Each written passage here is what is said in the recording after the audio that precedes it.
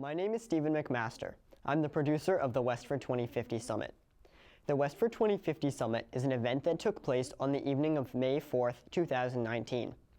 On this evening, we gathered our community's most prominent leaders to share their insight, perspectives, goals, visions, and hopes for Westford in the year 2050. The following presentations you will hear will dare to explore the question, what will Westford look like in 2050?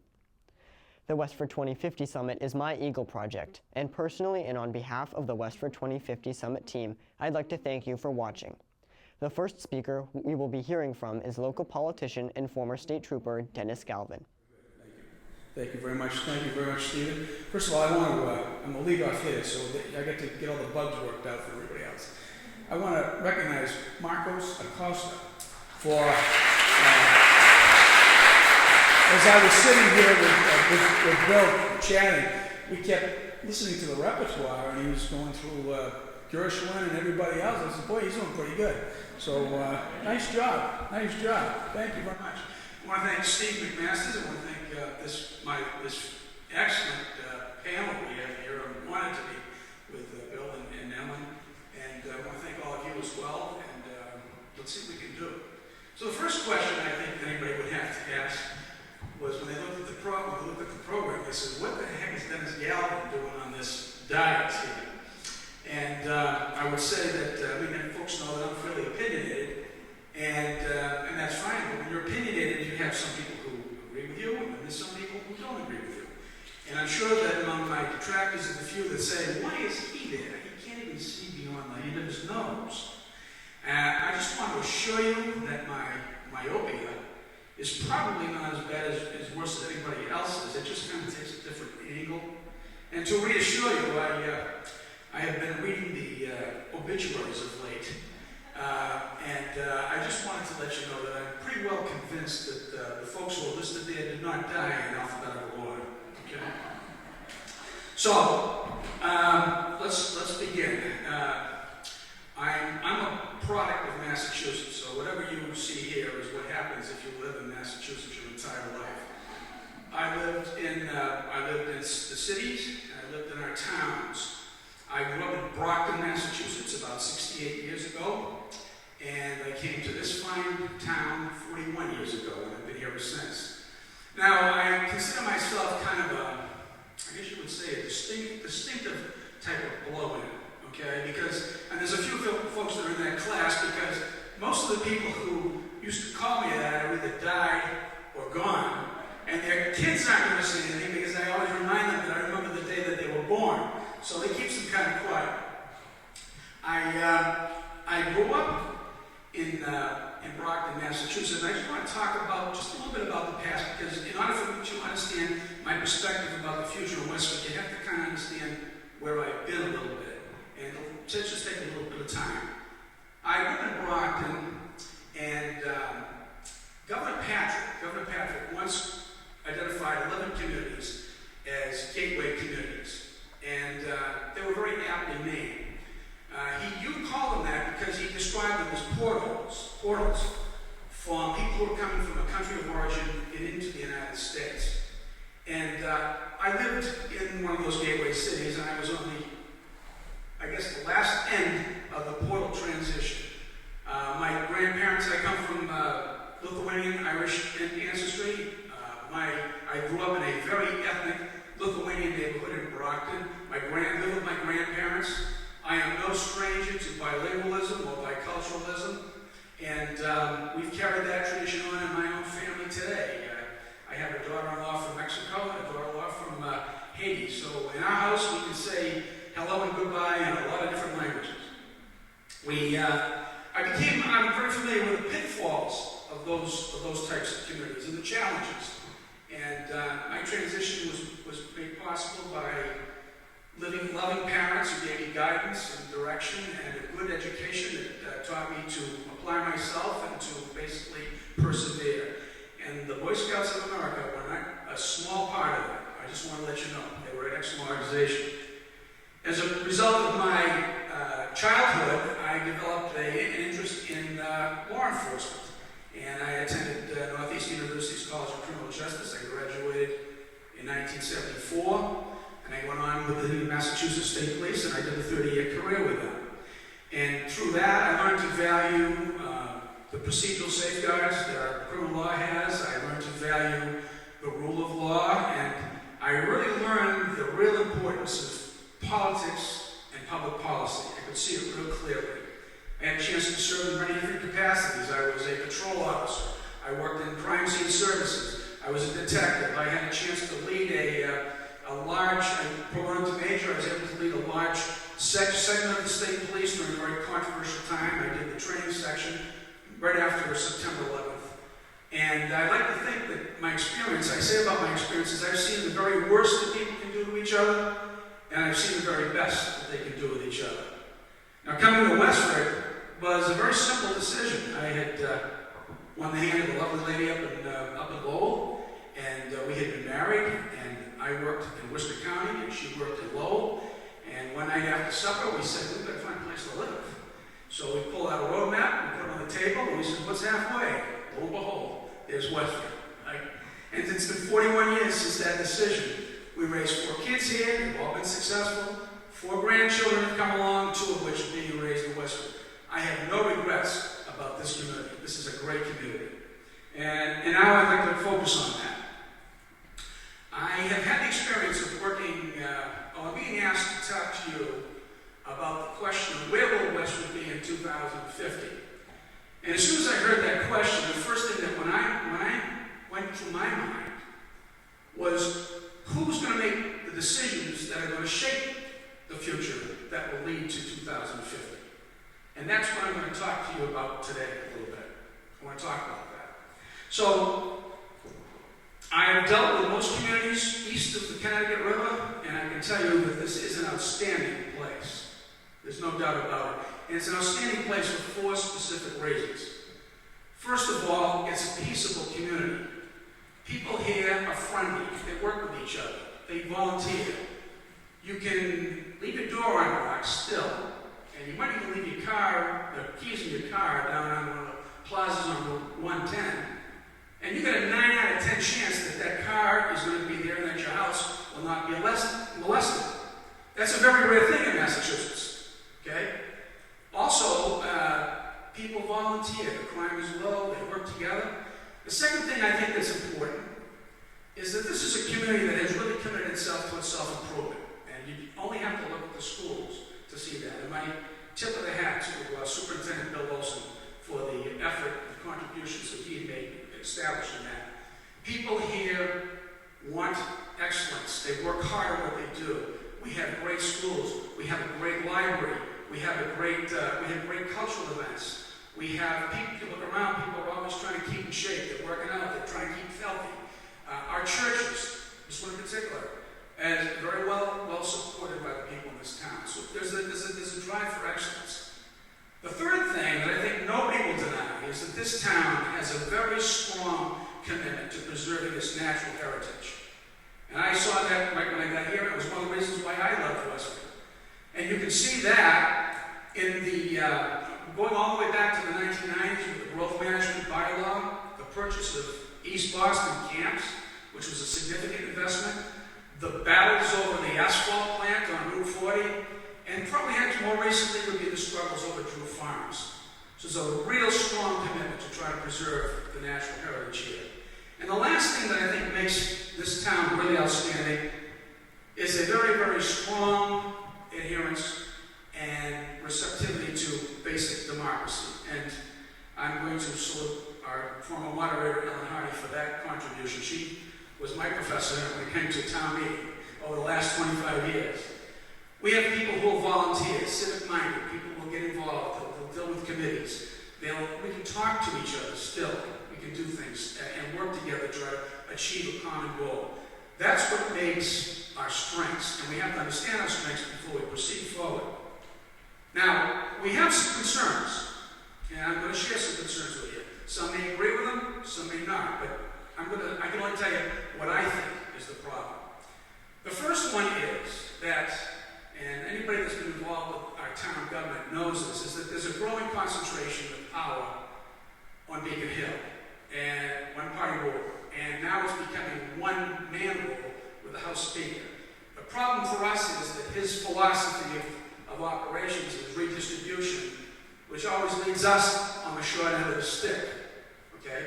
In addition, there's an increasing effort to try to create a chilling effect for anybody that wants to criticize or oppose that regime. That's a concern. The second thing is isolation.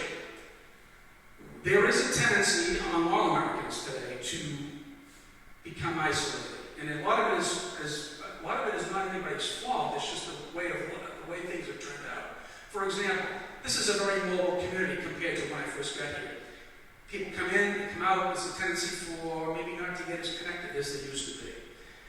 There's an issue with work hours. There are people working hours now that were unheard of 20, 25 years ago.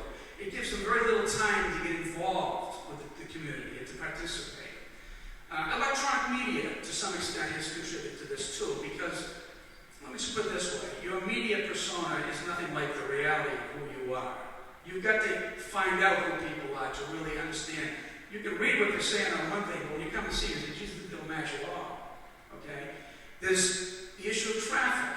You want to get people mad at each other? Have traffic jams all over the place. You know, can't get around. You're starting to go each other's throats. And people trying to ride their bikes and jog at the same time the rush hour is coming home. It causes a lot of troubles and a lot of tension. And I think the last thing is, on the idea of isolation is the opioid crisis. I do believe that it's injecting fear into the community, either as a result of worrying about victimization, somebody may succumb to this, or being victimized by somebody who's trying to feed a habit and violation of personal space and property. So these kind of are detracting from that sense of community. The other thing you have to watch out for, and this is, I can personally attest to this, is the power of special interest, particularly when it comes to real estate in the town. Everybody has the right to be able to do what they need to be able to do, but I can tell you that Westford has had to contend with some significant interests trying to shape its internal shape and internal policies with regards to land use and things like that. And we've held our own. That's part of the problem. That's part of what we do. You have to contend with it. But you don't ever underestimate how strong it is. And the last thing that I'm concerned about is the spirit of democracy. We have a good democracy here, but I'm concerned about the conflation of national politics into local affairs. And I think that can be very problematic. As we all know, there is a lot of acrimony and bitterness going on in Washington right now. Some of that is trickling down into the community, causing some divisions and some tensions. And that's a problem because two things happen. Number one, it prevents us from coming together and forming collaboratives and coalitions to get things done. And the other thing that is a problem, it discourages people who have talent and quality from getting into public life because they simply don't want to put up with that type of acrimony. They don't need it. They're afraid of it. So, how do we get out of this? What do? How do we control it? If we let things go the way they are and we don't take a deliberate focus and see where we're going, there's a possibility we could lose the ability to make the selection for our future. So what I would say, the things that we have to do is, number one, we have to assert ourselves as a community. Something we haven't done for a long time since I've been here. We need better representation on Beacon Hill. We need to be able to take leadership in this state as opposed to being followed. We have this model of success. We've done it. We need to be able to show other places how we can do it. We need to push for better equity in things like our growth management bylaws, being able to have the authority to make those bylaws, to get a better distribution of local aid, to stop the mandates that I know create a lot of problems for our school superintendents. So we need to be able to manage ourselves. And the last thing is we need to push back on some of the issues that have to do with creating a chilling effect on our ability to criticize and oppose. The second thing that we have to do is reaffirm our success. Okay? Don't be ashamed of it.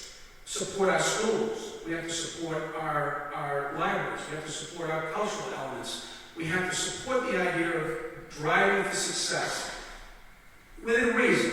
Not crazy, but we have to always set the standard and the expectation that success is something we want. The third thing is we need to try to reconnect with each other. Okay? Okay, so that means less time on Facebook and more face-to-face time. That means we need to find opportunities to be able to come out and collaborate and to work with each other and to share ideas. Even though they're tough, we need to be able to listen to people that may agree or disagree with us. And I offer Stephen Covey's famous admonition to seek first to understand, then be understood. The fourth thing we have to do is we have to watch very closely special interests. This can be board. You gotta watch the planning board. You gotta watch the ZBA. You have to know what a master plan is and how the master plan is supposed to impact and influence the way that building and construction and development takes place in your community. You have to have an appreciation for zoning, which can put you to sleep. Okay? The last thing is we've got to reaffirm our democracy. And I go back to when I first got here. Have a questioning attitude about everything. Second of all, be reasonable, be respectful for people, but have that questioning attitude. Inform yourself about what is happening. All right? Do your duty by going to town meeting and voting. It's an election Tuesday, by the way. Make sure you get there. All right? The fourth thing you want to do is, if you have the time, is don't be afraid to come up and volunteer for a committee. It's a great way to meet people and to start to understand what's going around. And when you really feel brave, take a shot and run for office. Right? One of the big three is selectmen, school committee, planning board. And all the other ones below that are very important as well. So those are the things that you have to do. So if you look at our challenges in the back, we actually have three of them. One of them, we have to hold our own in the struggle between state priorities and local needs. Number two, we have to make sure that we stress the idea of trying to become human again with each other, which means, I think, opting for humanity over technology a little bit. And the last thing is trying to strive for the idea that this town is a community, not a place to lay your head. It's an organization, an organism, if you will, of people who have come together to try to protect each other's backyards. And it's something that we want to welcome everybody in. And to close, there's 5 final values that I would say we have to adhere to. And if we do this, I think we'll succeed. Number 1 is respect for individuality. Don't make judgments about people upon what they look like or what the impression is. Get to know them, talk to them, and make a decision on what you hear and their character. Second of all is value pluralism. Don't be afraid of new ideas. Don't be afraid of people who are talking different from you. Listen to what they say. Doesn't mean you have to buy it, but just listen to what they have to say. The third thing is freedom. Value your freedom. Questioning attitude. Okay? Make sure that when you're told that you're going to have to limit your activities or your resources, that you really question why, and you ask the question why, and don't consent until you're absolutely convinced that that's the right thing to do. The fourth thing is stewardship. If you take a position in this town, just remember that it's not your position to own. The people are giving you a trust. It's you to be able to sit there and share it with others, to help them make their lives better, not to self-advance your own ideas. And the last thing is integrity, the most important of all, in my opinion. And that is, say what you do. As someone once told me, it basically means making sure that the tongue in your head is going in the same direction as the tongue in your shoes. Okay? So, to close, I would say this. I would say that if we follow some of the things that I discussed, I am very confident that we will have the opportunity to make the decision about what happens in 2050. And I am absolutely confident that if the people of Westford have the opportunity to make the choice, then this community will continue to be a place where everyone is invited, where our natural heritage is treasured and preserved, and where all the legacy of our past is respected, with the ability to move forward and make the necessary changes to meet the demands of the future. Thank you very much.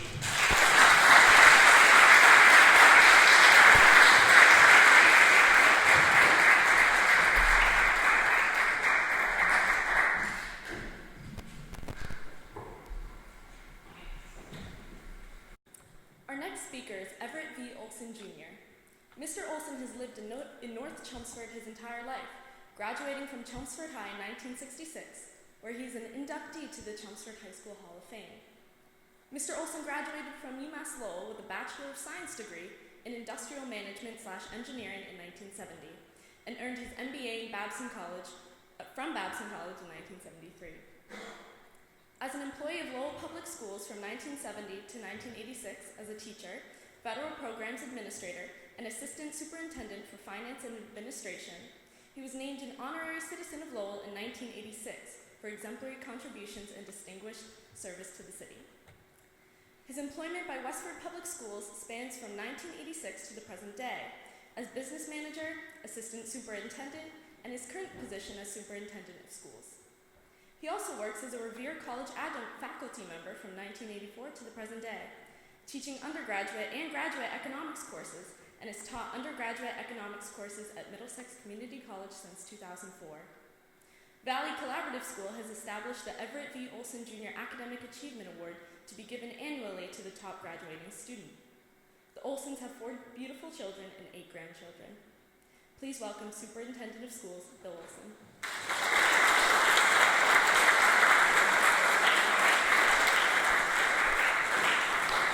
Thank you very much, Victoria. I was telling Stephen when I first arrived, this is by far the most creative Eagle Scout project I've ever been involved with, and it is a credit to you, Stephen. We were talking about in 2050 whether you're going to be the President of the United States, or he probably will be. So I was both very excited when Stephen asked me to be one of the speakers.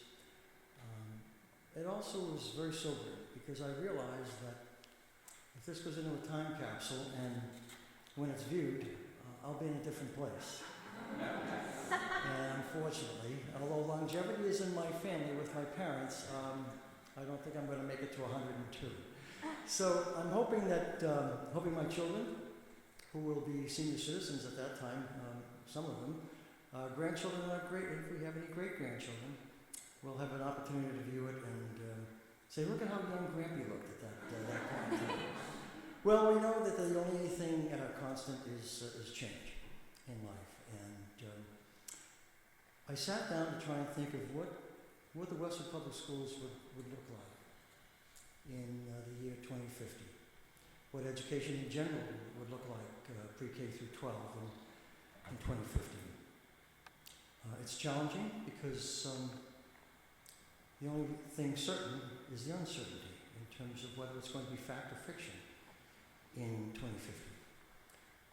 Now, as you know, I've been around a long time. As I said, next year will be my 34th year in Westford, my 50th year overall in education. I've enjoyed every single minute of it. I was telling Dennis earlier, someday when I retire, and my wife thought that was going to be 10 years ago, but as long as I still love coming to work and can be productive, I'll look back someday when I do retire and say I could never in my life hope to have worked for a better community than this one. It has always been an absolute privilege to work here. And so with that, with 49 years and counting of experience, we'll talk a little bit about where I see the educational system going in 2050, which probably, and don't be surprised if it is resembling what happens right now, because change in education is like asking all of us to try and turn this hall on its axis. It happens slowly and very slowly sometimes, but with the change in the economic dynamics, the social dynamics, world positioning of different countries, we are going to have to change. Now I'm going to ask you for a minute, because we have a good cross-section in the audience between younger people and those like myself who are more chronologically challenged in terms of measuring our life in decades instead of years. I want you to talk with the person on either side of you for about the next 1 minute. Talk about things that have changed in the last 30 years. Okay? Some of us could look at 50 years or more, but take a minute right now and talk to your neighbor, and I want to have some responses from you in terms of what's changed in your life that you've observed. Okay?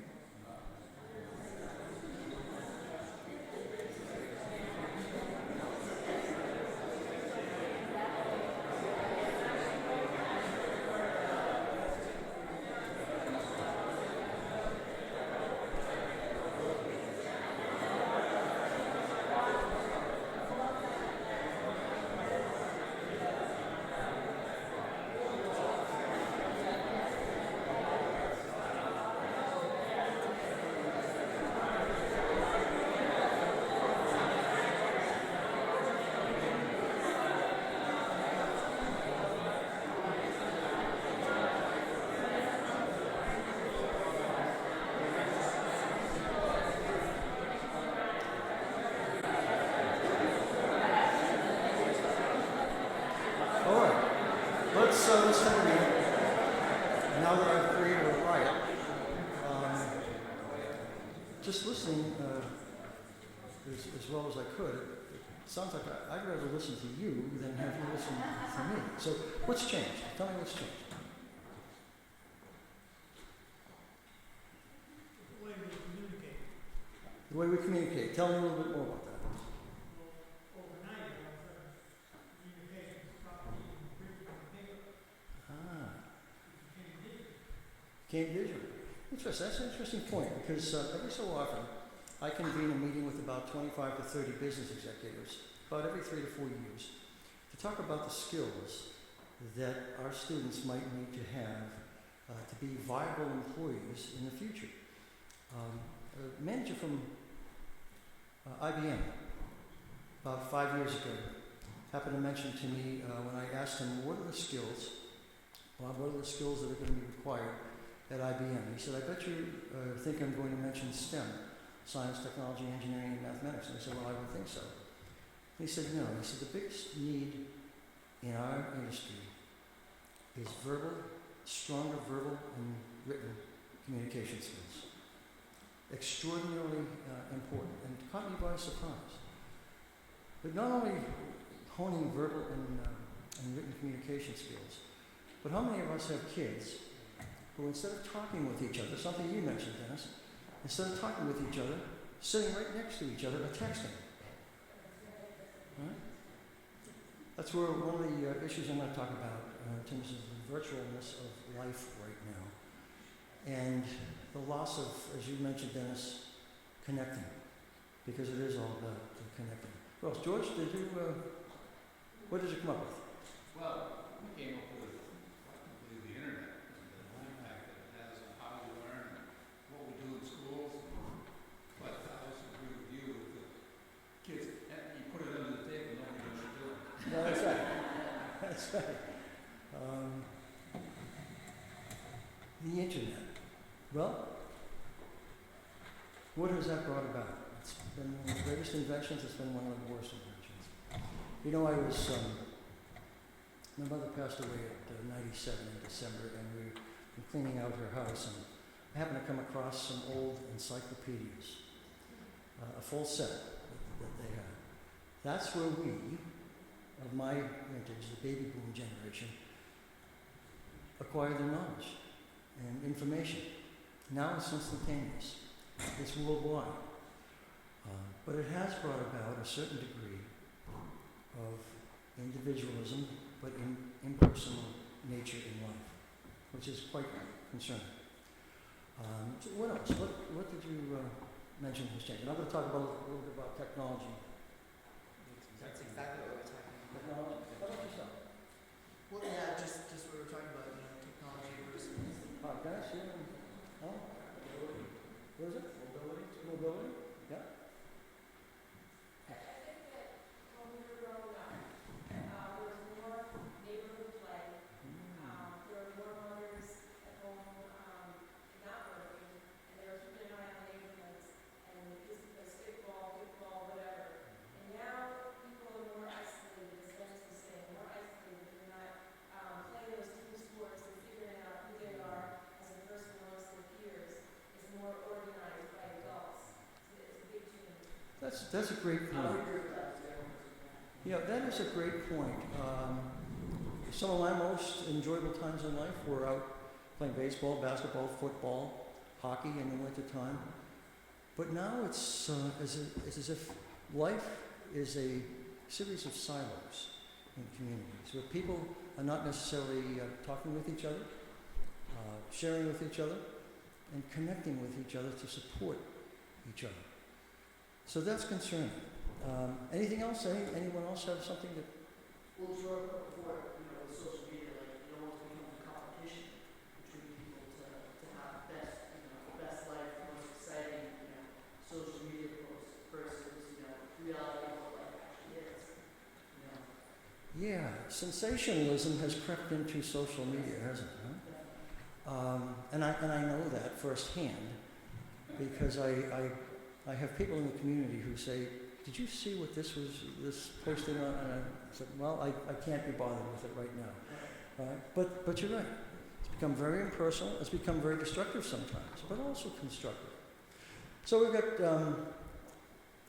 this device that used to be in the form of a camera. Used to be in the form of a phone of different types. I grew up with a rotary dial phone. We can call anyone anywhere in the world. I remember growing up in North Chelmsford, I still live in North Chelmsford, the party line concept, where if you had a gabby neighbor, you could never have access to the telephone to call anyone unless you said, there's an emergency, we have to use the phone, and you were calling to order a pizza. And so this has taken the place of a phone, a camera, a computer. It is a computer. All as a result of technology and advancement. No more phone booths, no more payphones. Okay? We have online dating right now. We have online everything right now, online commerce. There were some companies about 10, 15 years ago that weren't prepared for online commerce because people originally didn't trust it.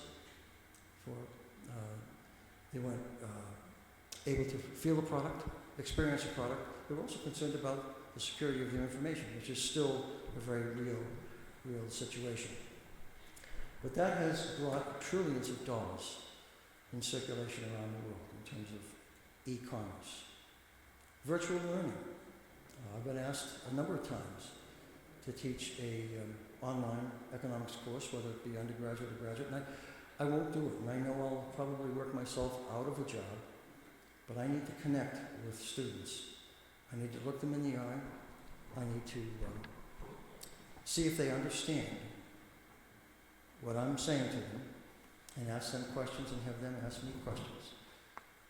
If I asked all of you right now to name a favorite teacher or teachers in life, you'd be able to do it in a second. Because they're the teachers who did connect with us, who took a minute to give us a pat on the shoulder, a smile when we needed it, a nice comment, an encouraging comment, a supportive comment.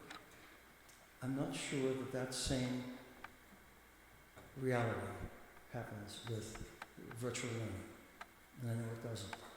It's very impersonal, okay? And when I hire staff in this school system, the first thing I ask them is, name me a favorite teacher that you had and what was special about that teacher. Because you can't replace it.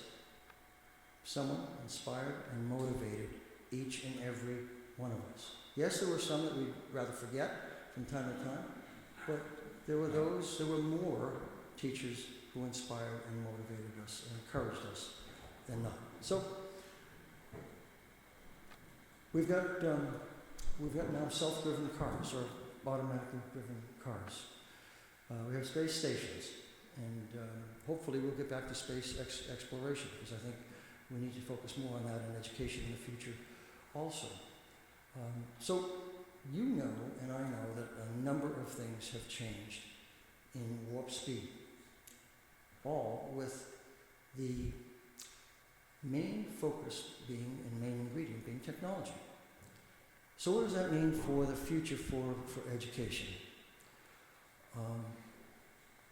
Right now, and in the last 10 to 15 to 20 years, we've had an emergence of countries around the world in terms of economic and political power.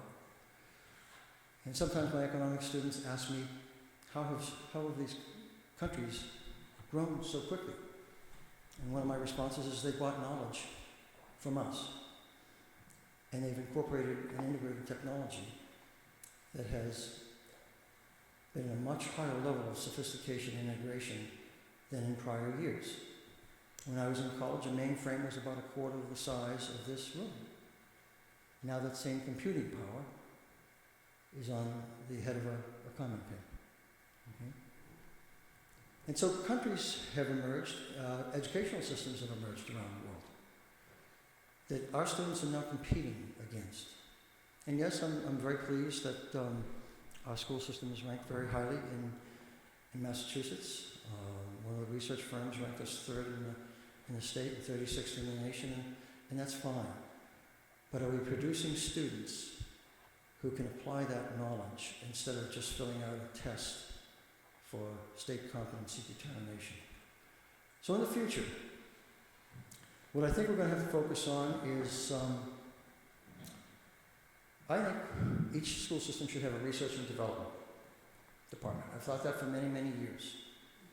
Because our students, and students for generations, have come out of school and gone on to college or the workplace, knowing what the state or the local community feels has been important. Okay? Sometimes there's a disconnect with what's going on in the real world. What we have to focus on is not necessarily the continued accumulation and acquisition of knowledge, that's very important, but the application of knowledge.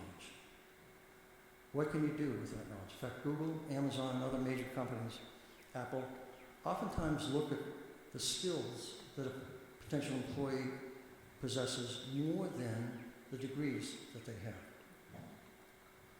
Okay? So, what does that mean for education? Well, I think if I had my way for 2050, and on the way to 2050, we would have many more internships with our students, interfacing with the private sector.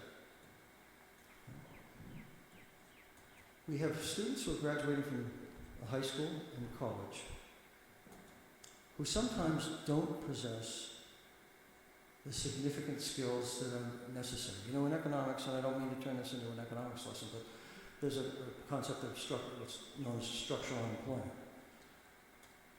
Unemployment due to the lack of correlation between a person's skills and the skills necessary for the nature of the job.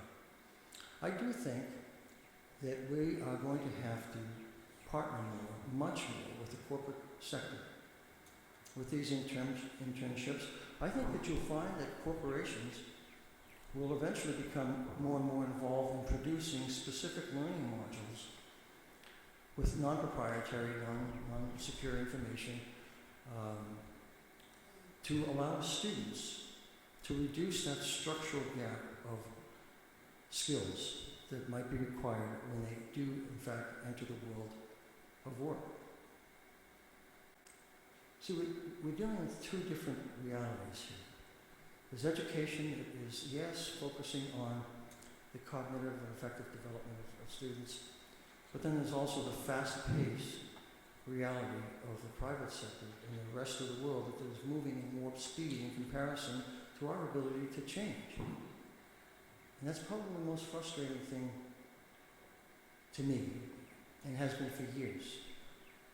When people say, well, we've never done it this way. We can't do it this way. We don't think the school system should be doing this. Well, we've got to open our eyes to what's going on in the world and expand the possibilities for students. So I think we're going to see more and more corporations very much involved in the education process. You know that China and India are graduating many more engineers and students in the STEM areas, and not to the detriment of arts and of all types, but they're focusing their efforts on strategically producing more and more talent with high-level engineering skills. Well, what does that mean? Their students may be very more competitive, much more competitive, for jobs than ours. So we need to pay more attention to that. I think we need to, social and emotional content will become more important. Because students right now are experiencing the highest level of anxiety that I've ever seen in my nearly 50 years. If you talk with staff, if you talk with school nurses, and I do all the time, I say, what is your biggest concern?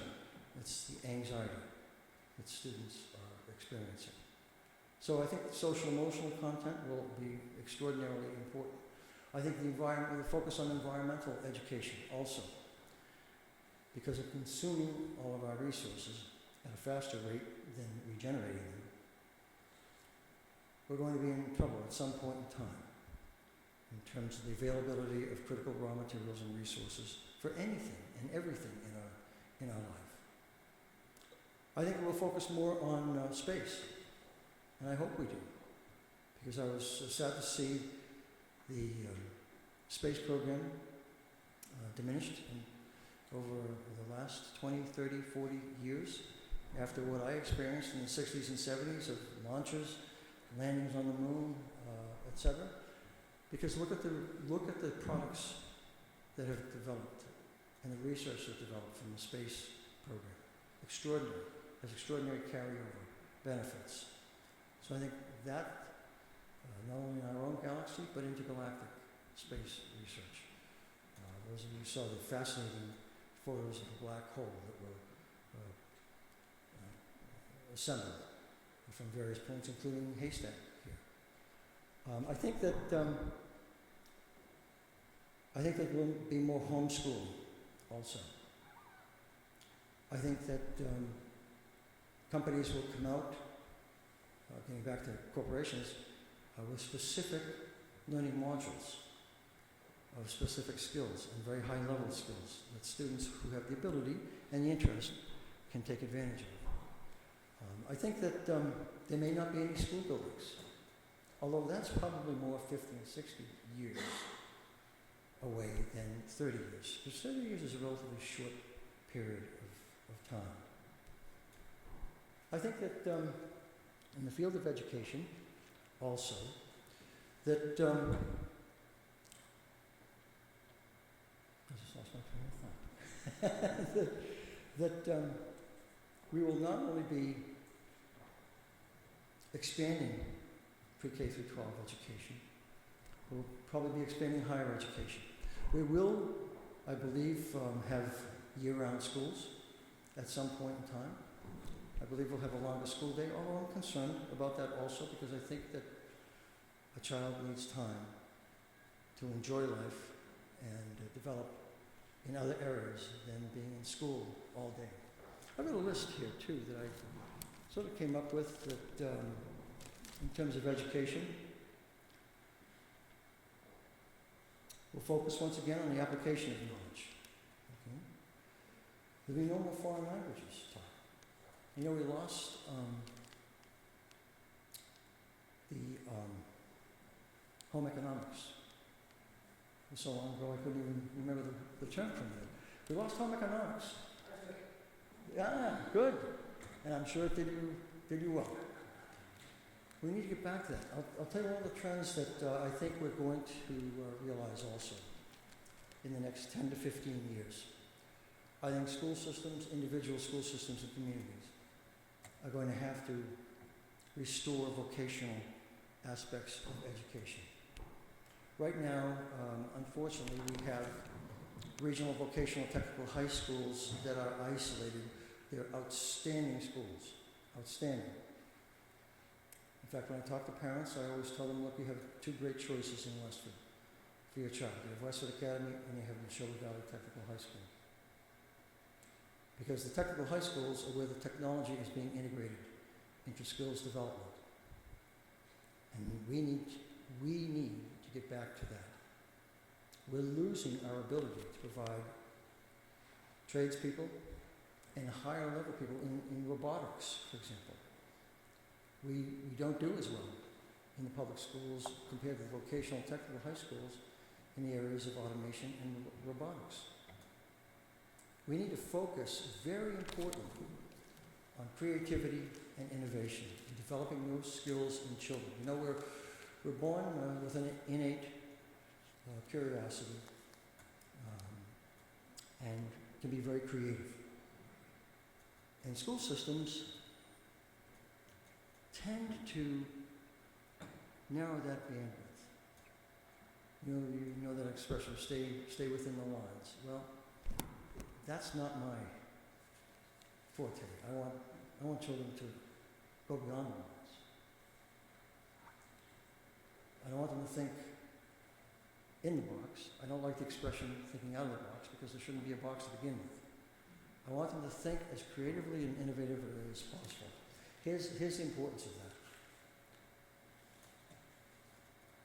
In the next 10, 20, 30 years, we're going to have to reinvent jobs. Automation has brought greater productivity, greater savings in the production of products, has reduced the costs for the most part. Now, the theory of some economists would be that, well, that's a good thing because that reduces the cost to consumers who can spend more, their purchasing value of their dollar is more, and they can buy a different array of products and services and bring more people back into the employment sector. Well, maybe in the long run. Okay? But jobs are going to be lost and continue to be lost. Because right now it takes 4 people to do what it took 120 people to do about 30 years ago because of technology. So we've got to think carefully about where are the opportunities going to be in the future. That's why I think that there has to be a closer connection with the private sector. Because we need to know, we need to have that foresight going forward in terms of how we need to better prepare our students. You know, Tom Friedman is an economics writer for New York Times. And I was watching a clip of his back several years ago that he recorded in 2013. He was talking to a group of business people in Chicago about his book, his most recent book at the time, That Used to Be Us. And he noted to the audience that just 6 to 7 years earlier, in 2006, 2007, Facebook wasn't around, Twitter wasn't around. As he said, 4G was a parking space to most people. Right? And that's the reality that we're dealing with. That things have changed extraordinarily quickly. So, we'll focus on research and development, we'll focus on creativity, we'll focus on innovation. We're going to focus on social education, as I said, also because, Dennis, as you noted, we need to get back to civility. We don't know how to talk with each other. We don't know how to listen to each other. We don't know how to disagree respectfully and with integrity anymore. At this point in our life, it's combative. And we have to move away from that. Everyone has a position. Everyone holds that position and wants to continue with that position. And that is draining, society in general, in my opinion. So research, development, innovation, creativity. Now, let me see what else I've got noted here. I'm not sure whether we'll have school buildings or not, or whether everything will be virtual. I hope not. Let's see if I can read this. We probably won't have as many assessments that, and we will have a lot more international study. And I'm sorry, I had to refer to my notes because there was so much going through my mind in terms of what's it going to look like in 2050. I think that there will be more and more opportunities for international study for not only our students, but our staff. I think that's very, very important. The importance of that is that 3 researchers from Harde, Dyer, Bergerson, and Christensen, wrote a book called The Innovator's DNA. And yes, I'm talking a lot about innovation and creativity because that's where we need to go. We can't stay still in this world with the current pace of change in education. So they did a study and found that there were 5 skills that can be taught to individuals increase their creative, innovative thought.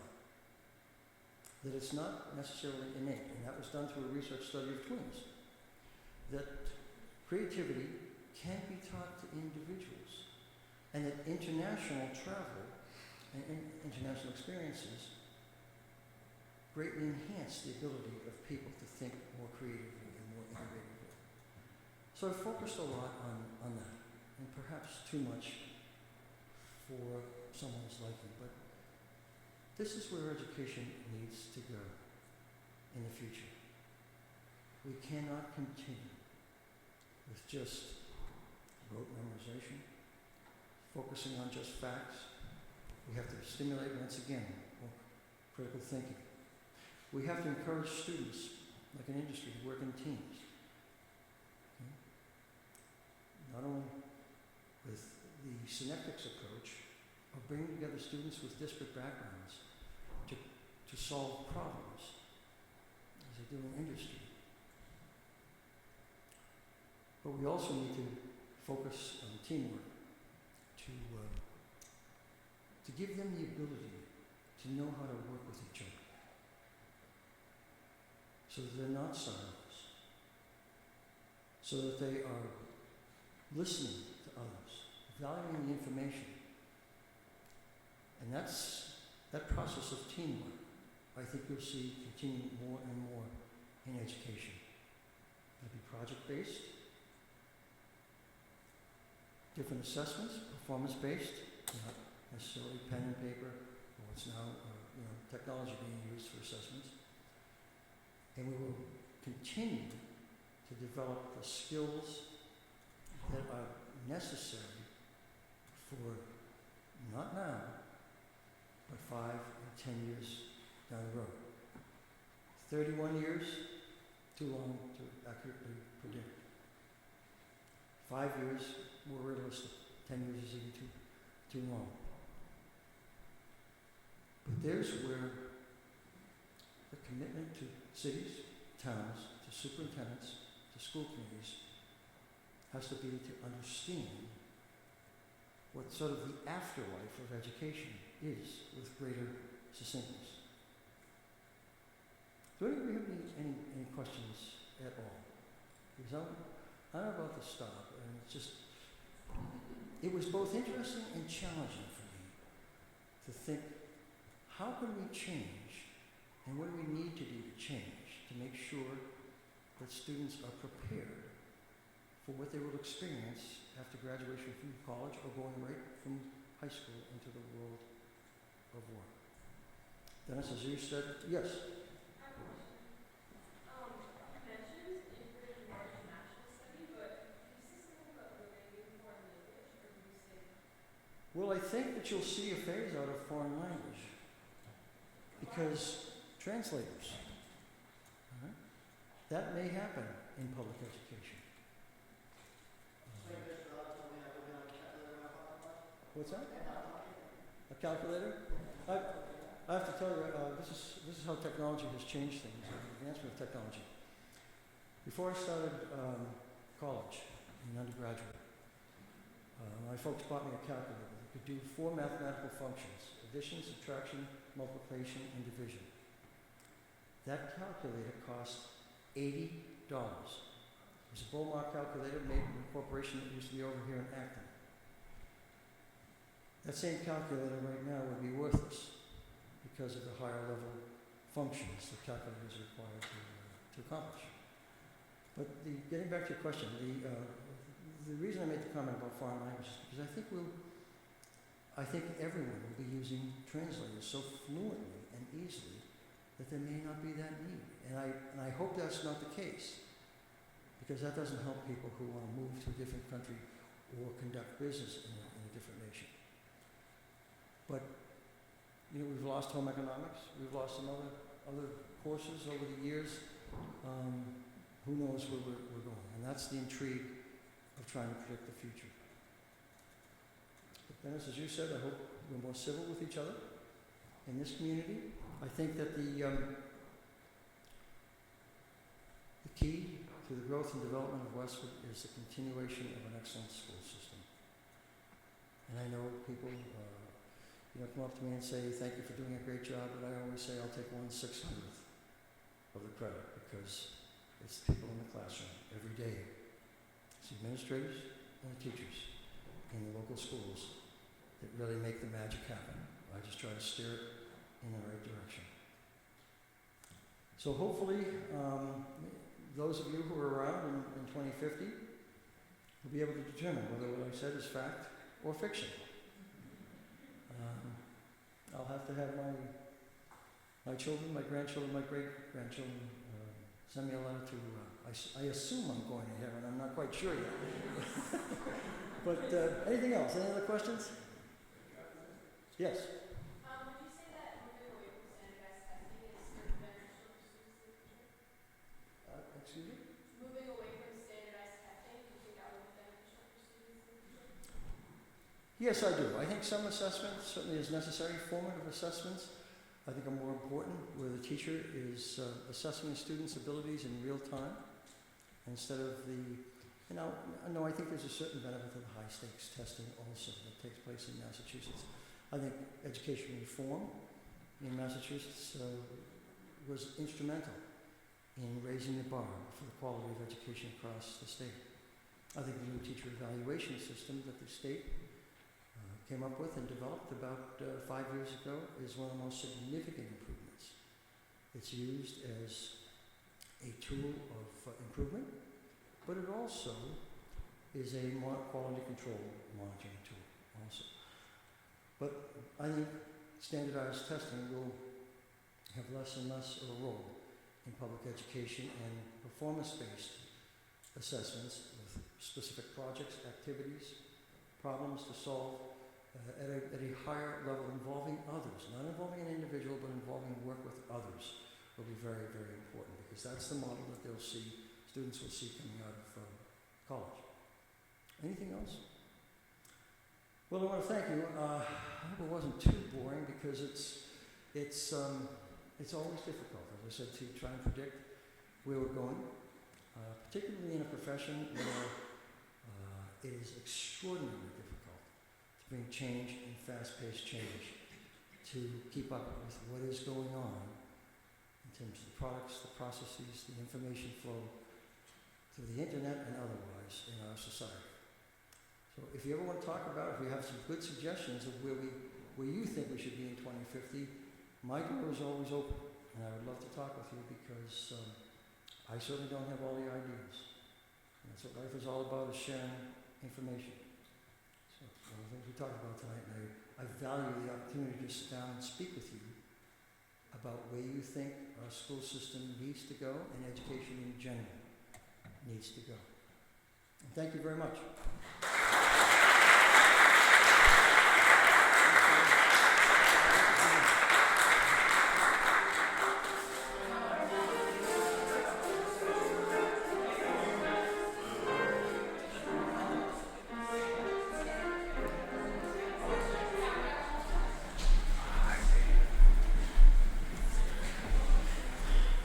Wait, I'll have to record.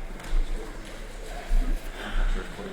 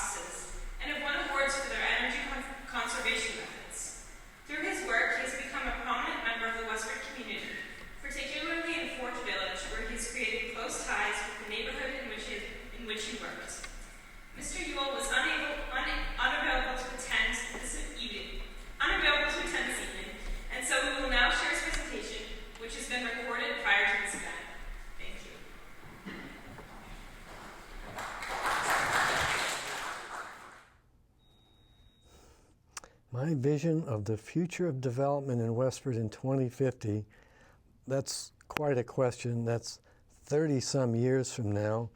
That's twice as long as I've been working here. I'm not used to thinking that far out in front, but I do think there are some big picture images of that I would be happy to share. It just depends on whether we're looking for the developer's point of view or the town's point of view. They aren't always the same. My view, I think people have seen Abbott Mill, which seems to be what I'm most known for. That is a project that is the result of an interesting process that I think could contribute something to future development, which is the involvement of the citizens in the process. And my work on that project, to a surprising extent, arose out of my relationships with friends and members of the town. I've come to know a lot of people in the town, especially in Forge Village, and that has been a sort of a special bonus for me in doing this work, which changes the way you do development. It changes the way historic preservation works. It gives you a much more personal view of everything. And that, I think, that is a vision that can be generalized to the future and that can be extended, because it's a huge asset in the town is its people and its citizenry. And that is the part that I will treasure for the future. In terms of just a brief chronology, I think people know Abbott Mill. I started that in 2002, and it took a good 5 years just to get that project started, between planning and purchasing, and we didn't start the construction until 2007. We spent almost a full 3 years doing just the underground construction there, and I think a lot of people in town were nervous and upset because they thought nothing was happening, and then all of a sudden we popped up out of the ground and all this sort of magic in the dirt started to show itself, and a lot of people, I think, were surprised they hadn't quite seen the full extent of what I had in mind. And that was part of the historic preservation idea, which is don't damage the site. I felt putting up a parking garage there would be obscene, and that's what drove the whole project. And it took years and a lot of money to do it, and I think it paid off because now everybody seems to enjoy the result and feel connected to it. We also, part of what's this process, when you say, what's my vision? The vision includes a lot of what I call optimization. You need to balance a lot of really conflicting priorities, like old buildings that are run down. Some people like them, some people don't. How do you preserve and protect those in a way that enhances their value to the town, both in a historic way, which is an important character feature, but also financially? Any project has to be financially viable, feasible, sustainable for the long haul, both physically and financially. And that's been, I think, what makes these very complex developments that I happen to enjoy doing. And I've kind of loved the struggle of trying to figure all that out for this project, and I'm proud of the result. Abbott Mill uses a half to a third the energy of any other development that I know of its kind. It has an open space plan that's no other project has, and I'm hoping that those will set good examples for all developers of historic preservation, and I've shared that with many design professionals to encourage people to do it, because I think it really works. And there's an ephemeral aspect of historic preservation that is really important, but you can't nail it down in 5 sentences or less. You have to really get at its essence, whatever that means. So I see a vision of the town where they continue to project that. It isn't just about Abbott Mill. My hope there is that the project will continue to be viable and sustaining and energetic, constantly revitalized. There'll be, if anything, there'll be more change, hopefully. I'd like to see the railroad siding expanded and taken over. I'd like to see railroad cars on the old tracks. I'd like that to be part of it. My specific vision for that project is for Phase 1 and Phase 2 to be merged and to become a larger, more concrete entity with more events and be a little bigger part of the town. I think that will help a lot. I think when the town sees what Phase 2 is going to look like, I think they're going to be quite surprised. It doesn't look at all what people think it looks like. And when the grand opening comes, I think people will enjoy that. Anyway, to me, that vitality is an important part of historic preservation in general. And I think that's the vision that I would hope to see for the town for the future.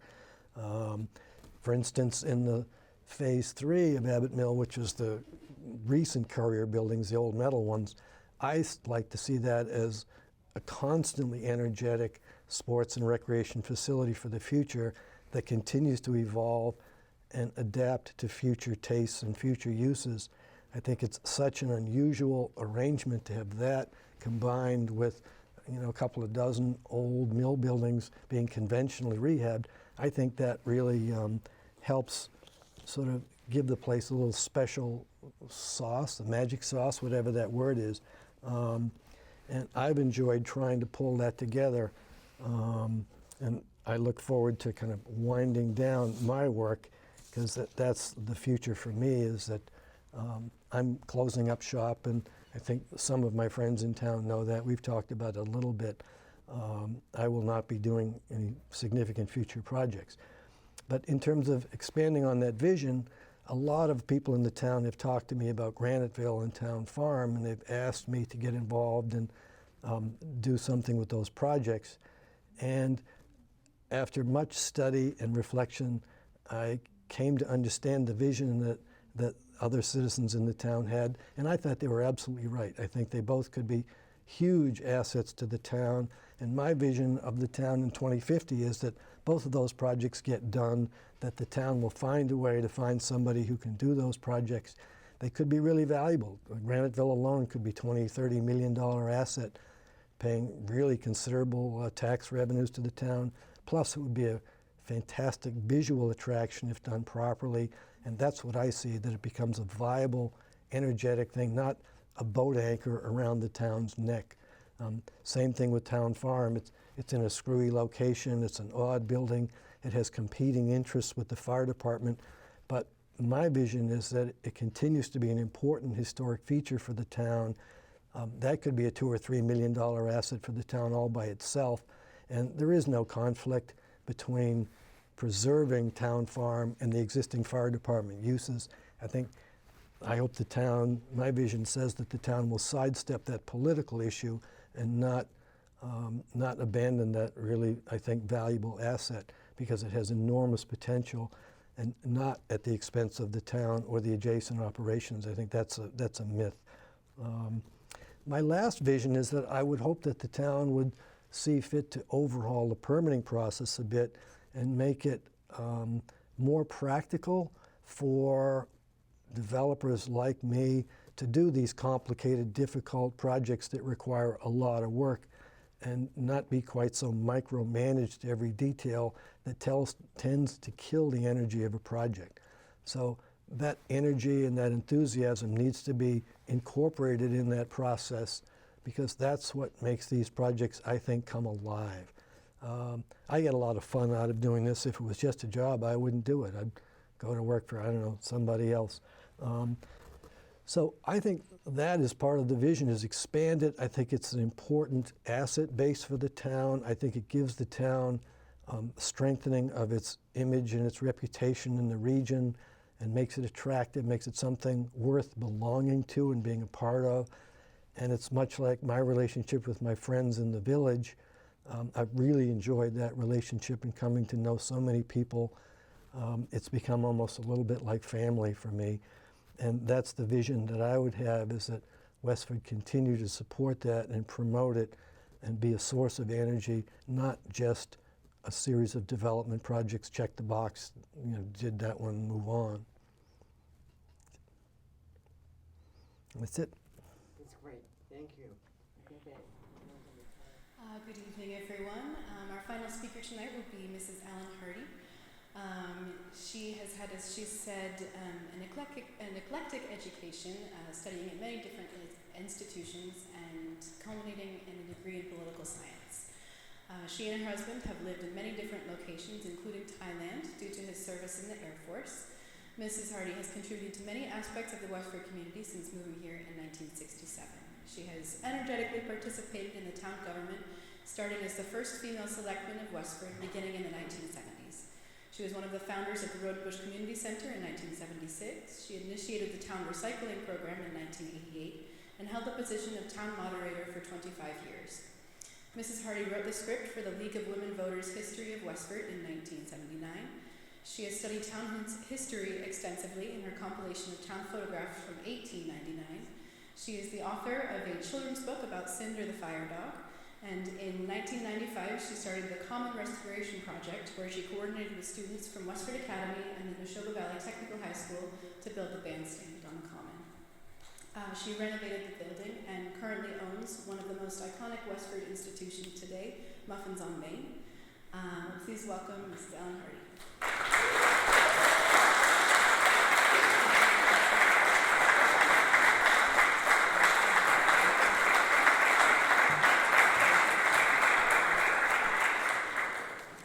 Thank you all for staying till the bitter end.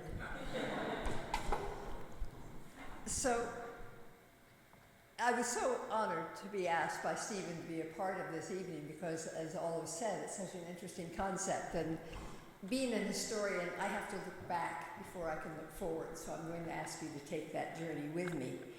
My deep involvement in Westford town government over the last 5 decades was a confluence of two things that happened half a century ago, which led me to where I am now. First, in the spring of 1967, my husband Mike and I were in the market for our first house. As Aaron said, Mike had been in the Air Force, but at that point he was getting out of graduate school, and I was looking to become a fledgling teacher and finishing up an apprentice program in Cambridge. And so we drove and drove and drove until we could find a house we could afford on a beginner banker's salary and a fledgling teacher's salary. And fortuitously, that put us on a house on Lincoln Street, right on Westford Common. Mike had to be able to take the train into Boston, where he was going to be working for a now defunct bank. And I was just looking for schools to teach in the greater Boston area. So we signed the purchase and sale on Patriots' Day of 1967. That might be why my history hat got so tightly adhered to my head so early on. The second event was that I received a phone call probably 6 weeks into our being a part of the Westford community, telling me that there was going to be a Westford League of Women Voters started. It was just beginning, and would I be interested in joining? And I knew of the League of Women Voters, and my college degree was in political science, so that also appealed to me. And I thought, what a terrific way to meet other people in Westford. At that point, we did not have children, so I didn't have a child network to meet other people. And so that was very appealing to me. So moving to Westford and joining the League of Women Voters in that spring of 1967 just shaped the life that I have led for the last 52 years. And one of the first projects that the League of Women Voters took on was to establish what was called the Observer Corps. And that was a group of women, because we were at that point only the League of Women Voters. Now we invite everyone to join us. And we would attend meetings of the school committee, the planning board, the board of appeals, the board of selectmen, take very detailed notes, and those were published in the monthly League of Women Voters Bulletin. Now let me put the importance of that assignment into context. In 1967, the grapevine was the source of news in Westford. A local newspaper would not be on the scene for another 2 years. There was no Westford Eagle. The Lowell Sun did have a local reporter, Irene Wozniak from Graniteville, and she was great, but the Lowell Sun didn't give many inches to Westford. And so the coverage that the League of Women Voters gave was very important. WestfordCAT was 20 years down the road, which is sort of interesting to look at when we're looking at things in 20 and 30-year increments. So these wouldn't happen for 20 years, so it was the League's Observer Corps that served as the voters' eyes and ears, providing accurate, well-researched information that was invaluable.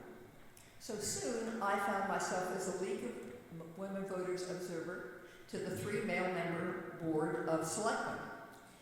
And my political science education led me to think about ways that the Selectmen's deliberations and decisions could be more, shall we say, widely known. As a rule, I was the only person at the meetings, other than the board, which were held in the Selectmen's office, which was then downstairs on the first floor, and then moved to the second floor, which was completely open at that point on the town hall. That's where Westford Academy graduations were held. It was where town meetings had been held until the early 1960s. And the Great Fair was held every fall. But space was required for offices, so there was a small section cut up, and the selectmen's meetings and their office moved upstairs. There was nothing clandestine about this, and there certainly was nothing underhanded, but there was no open meeting law, so the agendas were not posted ahead of time, and discussions among the selectmen often went on after adjournment when the members met their pals down at the Idle Hour in Graniteville and continued there. May it rest in peace. Speaking of 30 years ago. And not just league members, but others in town thought that perhaps there could be a more diverse board and some new faces. So there was an article on the warrant for the town meeting in 1971 at the annual town meeting which proposed expanding the board from the 3 members, as it had been historically, to a 5-member board. And that motion passed at town meeting. And so, in March of 1972, I, as a blow into Westford, having only been here 5 years, and just shy of my 27th birthday, and a female, ran for the Board of Selectmen. And it was an interesting time because the candidates' night, which many of you may have seen last week, for the election that is coming up on Tuesday, was just in its infancy. It had been started by the League of Women Voters, the idea of getting all of the candidates together in one place for the voters to hear. It was done with the JCs in Westford. And that night, when there were 9 of us running for the 2 seats, we literally packed the gymnasium. It was standing room only at the newly built Robinson School. And there was that much interest in the selectmen's race. So when the ballots were hand counted, and that night of March 6th, to the astonishment of everyone, I was the 2nd highest vote getter, way behind Bobby Fitzpatrick, who was reelected, hands down, having been born in Forge Village. And I beat John Axon by 25 votes. There was a request for a recount. And 1 month later, when the votes were recounted, my margin was the same. And I was sworn in by the town clerk, Alice Hildreth, as the first woman ever elected to the Westford Board of Selectmen. But I was not the first woman elected to a town board in Westford, and this is such a fun history. Lynn Cohen did this research this last December.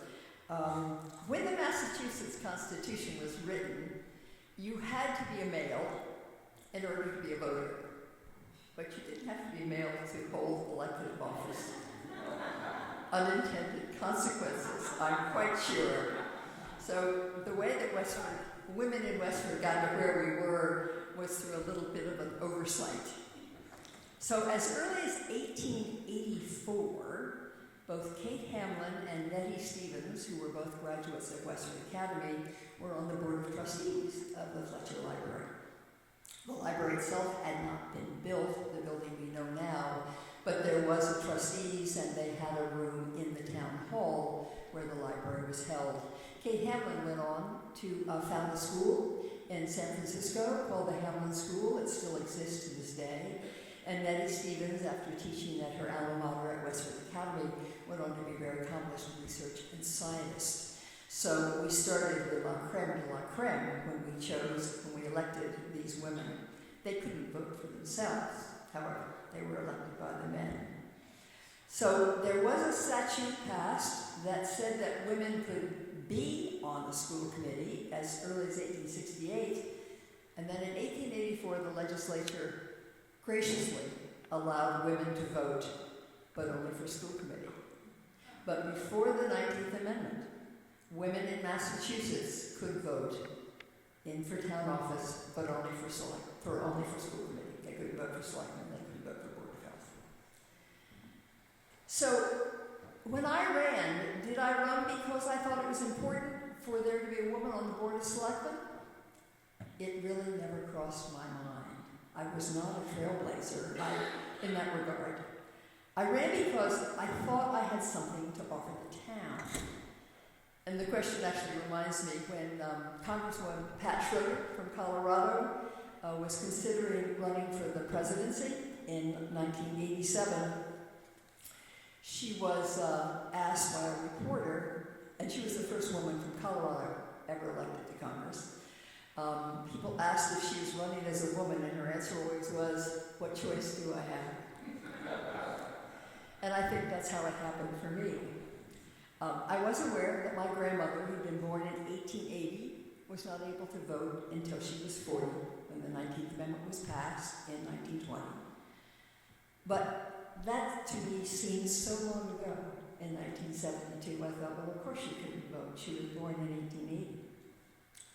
So did my 4 male colleagues on the Board of Selectmen think I had something to offer? They did not.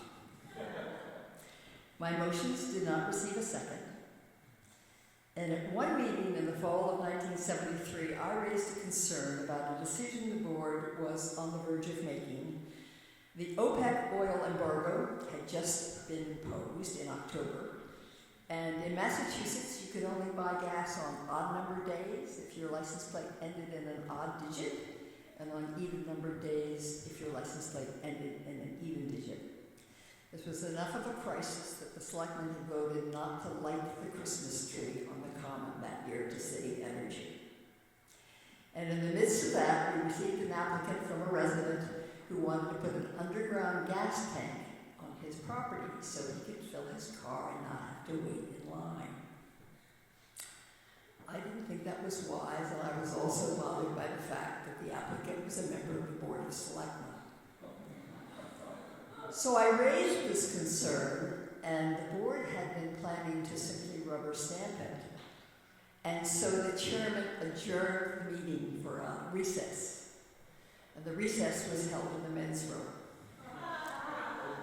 I was not invited.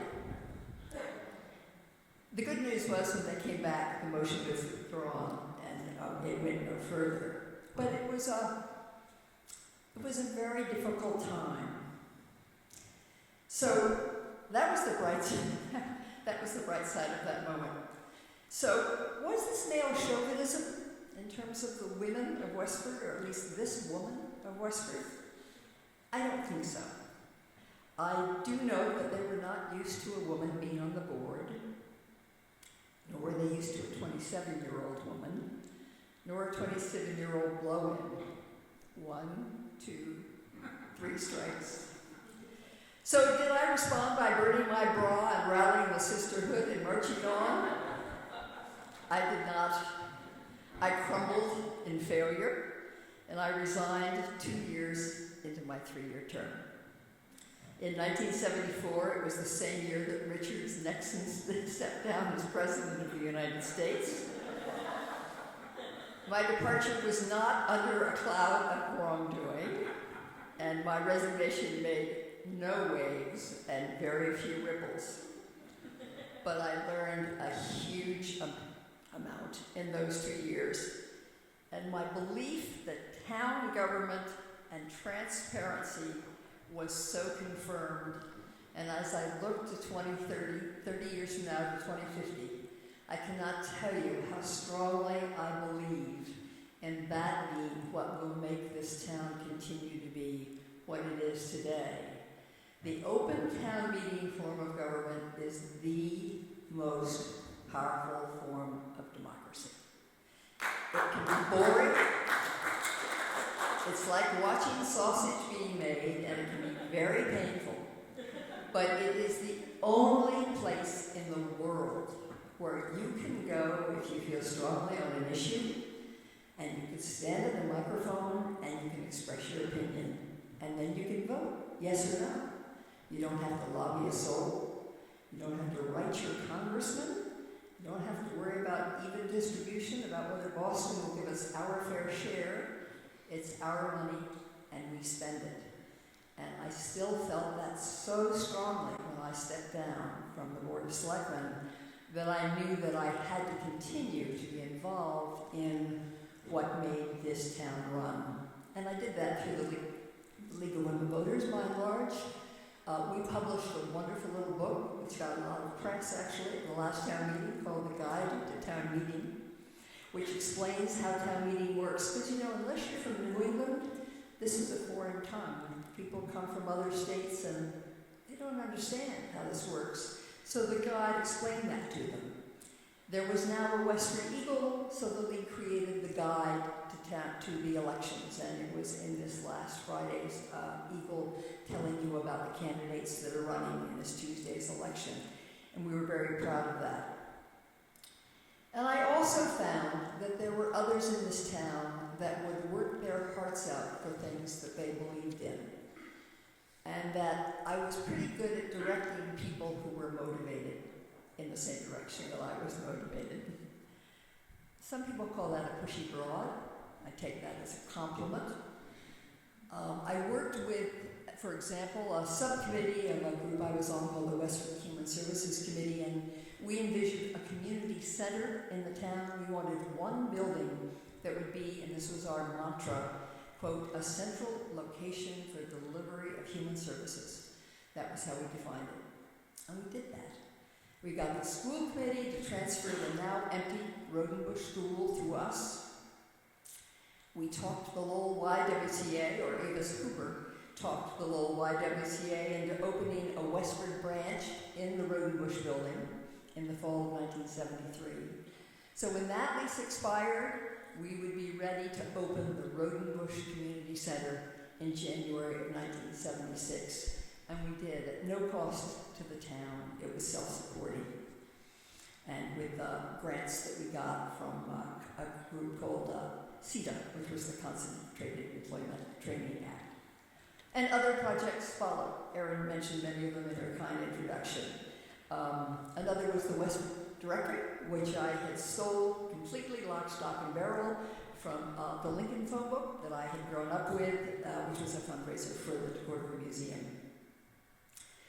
And both the restoration of the common and the closing of the dump, which led to the recycling, were also involved in that. So when I decided in 1992, I received a phone call from Bill Kavanaugh, who was the moderator of the town meeting. And he told me that he was unable to attend town meeting that had been called by the selectmen, and he asked me if I would stand in for him. We found out subsequently that that's not how you elect the moderator to a town meeting, but that's how we did it. And I was so honored by that, and it was a very difficult decision for me the following year when Bill did not run again, whether I would run, because I really love being on your side of the podium. I like asking the questions and I like doing the homework, but I, again, just knew that the town meeting needed to continue because it is the heart and soul of this community. So I did that. So what I did was I took what I had learned by my non-success as a member of the Board of Selectmen, and I applied that to other situations. And I now look to where Westford is going in the next 30 years. And I'm delighted to say that for the last 25 years, there has always been a woman on the Board of Selectmen, nonstop. There were some breaks between when I stepped down. There were alternate years. And in 2010, for the first time, we had a majority of women. There were 3 members on the Board of Selectmen out of the 5. So what I learned was that you don't have to be on the Board of Selectmen to be a strong woman in Westford. And I know so many people who have learned this lesson, nor do you, regardless of your gender. You must be willing to work hard, you must bring lots of people to the project to work with you, and you must bring joy and fun to the projects that you're working on. You know, Ruth Bader Ginsburg has said, women belong in all places where decisions are made. Westford has a history of that, and I see the next 30 years being that true, really, and even better, no one even mentioning, oh, and she's a woman. It's just, she's a leader, she's part of this community, and we're very, very lucky to be in this town that has been this forward-looking in that over these years. And I thank you.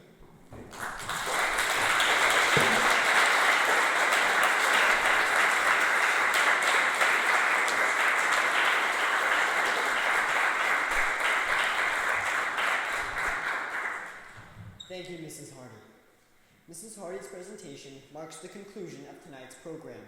Please remain seated for important safety instructions for your departure this evening. First, I'd like to take this opportunity to thank some of the key individuals and organizations who made this event possible and have not yet been recognized. Sarah Fletcher, Steve Edwards, and Nick Woodward of the Westford Community Access TV for providing the support, guidance, and equipment for the film elements of tonight's program. Linda Green, Director of the Westford Historical Society, for agreeing to be the custodian of the time capsule film. Darlene Wynn of Printing Solutions Incorporated, who provided the artfully printed flyers, programs, and other materials for the event tonight. Jean LaRoche Owens and Joe Underhill, who facilitated tonight's venue, and St. Catherine's of Alexandria Church for donating the venue for us to use. Lori Fraser and Max Bernstein of Westford Panera Bread, who facilitated the donation of tonight's food. Marcos Acosta for his beautiful musical accompaniment. Derek Parker and Amy Flyman of Troop 195, who initially approved and supported of this project. Lastly, I'd again like to recognize our speakers, Dennis Galvin, Bill Olsen, Chris Yule, and Ellen Harde. These individuals are some of our community's most prominent leaders. Many of them made great sacrifices of time to come here and share their thoughts, talents, and wisdom with the community. I'd like to extend tremendous gratitude personally and on behalf of the Westford 2050 Summit team for them making the time to come down here and share with us.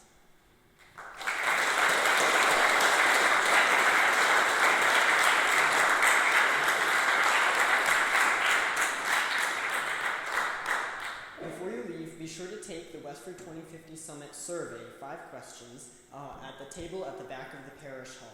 Be sure to let us know if you've learned something new tonight, or you can even take the opportunity to agree or disagree with our speakers' presentations tonight. If you haven't already, please support the event by donating $5 and leaving your prediction for Westford in the year 2050, or other donations are also greatly appreciated. Please be aware that the walkway back to the parking lot is not fully illuminated, and exercise caution when you depart this evening. Ensure to use the crosswalk when you're crossing North Main Street, and there will be scouts from Troop 195 there to help facilitate the crossing. I don't know where I'll be in 2050, but for taking steps to increase our mindfulness of the future, as we've all done tonight, we can help to ensure that it's a future we'll all enjoy. Thank you.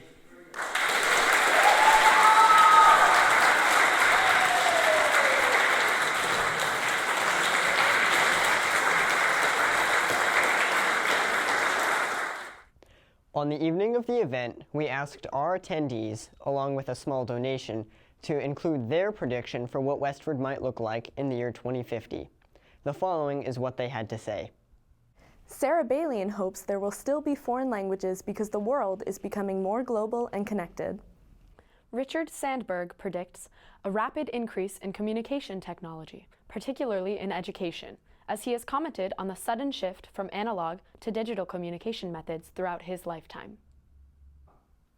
Scott Bungard says, well, in 2050, I would like to zip line from a height of at least 500 feet and see Westford. Hopefully, there will still be tons of beautiful trees and natural areas. Hopefully, I won't be able to see the Atlantic Ocean flowing nearby and a proliferation of palm trees. Connor Ballone, Eric Ballone, and Heather Monahan wrote that industry and technology will be better for the environment.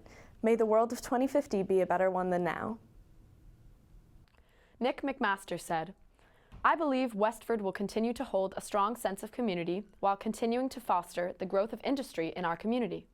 The community values that Westford has gained its success from have been steadfast throughout the development of the community and will continue beyond the 2050 prediction.